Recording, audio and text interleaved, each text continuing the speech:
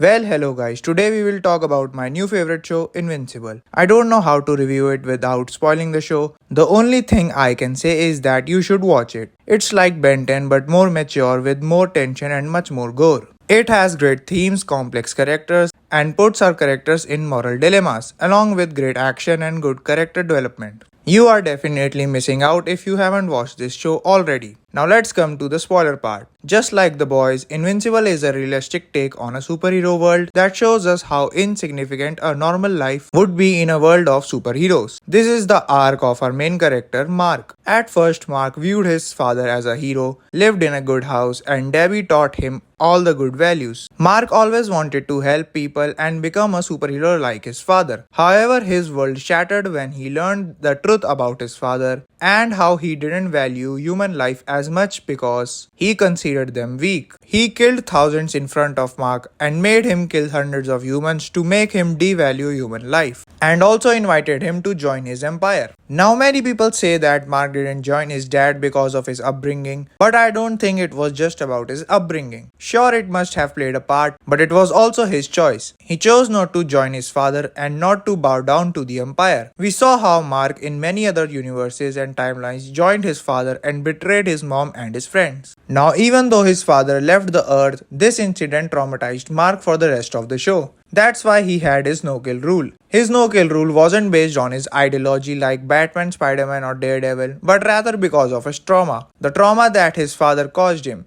Mark was scared that if he started to kill, he would slowly begin to devalue human life and might become like his father. We could see that he didn't believe in redemption like Batman or Daredevil, as letting them go after they redeemed themselves would mean that the people they killed weren't as important and thus their lives didn't hold that much value. That's why he wanted criminals or even heroes who had lost their way few times to be locked up forever. And this is also a metaphor for our real world, where people who are useful or powerful are forgiven easily and given very small punishments, while people who are not as useful or powerful are judged and punished more harshly. And this ideology of his was what made him angry at Cecil. Cecil directly opposed and challenged Mark's morality, stating that villains could become good human beings and heroes could lose their way and become villains. So we should just use their talents accordingly. However, the show didn't tell us who was right or wrong. It explored both sides and left it open for the audience. I believe that some crimes are unforgivable, like raping and killing of innocents. However, I think in the show we should use guys like Sinclair to build an army of the earth, though he needs to be punished after that. Cecil is also one of the best characters in the show. Cecil always wanted to save the earth, but the methods he chose always made the audience question whether he was a hero or a villain.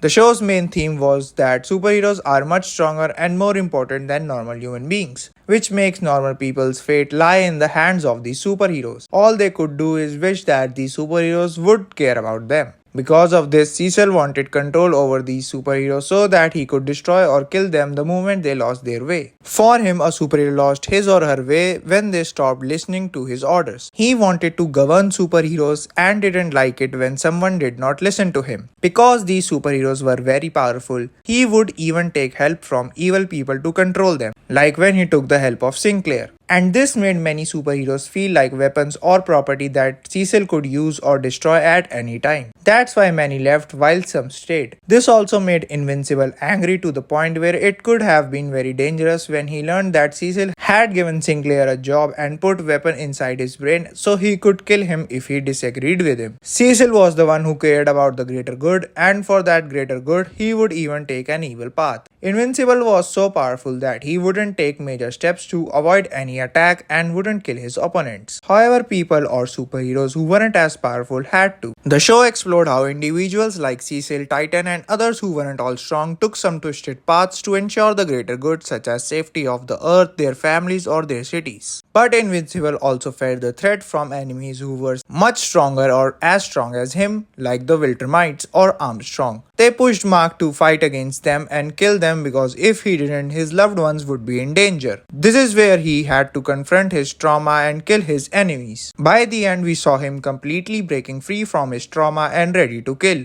Mark and Omni-Man have opposite arcs. Omni-Man learns humanity and to be less violent, while Mark learns violence and to be more open. Another theme that show tackled was the male ego. The Viltrumites' ideology and philosophy embody the stereotypical image many boys aspire to. They worship and admire power without caring about morality. Being even a bit emotional is a sign of weakness for them. However, all of this makes them feel very lonely inside. We saw that Omni-Man left the Earth in the first season after Invincible said that he would still have him after centuries, which made him emotional and reminded him of the bond he shared with his family. The same goes for Conquest, who also felt very alone because of his attitude. This showed that they still craved emotional bonds from within while looking down upon them from the outside. This theme was also illustrated with Eve's dad, who really wanted to be the provider of the house, even though Eve's superpowers could make everything very easy. He also used to order Eve around like a boss instead of explaining himself or having a conversation with her, which eventually distanced Eve from him and made their family dysfunctional. Coming to other aspects of the show, Eve's relationship with Mark was also great. It was hinted at from the start. They both understood each other very well as they were both superheroes and recognized the drawbacks of it. Moreover, they had great chemistry. I just didn't like the way Mark confessed his feelings to her.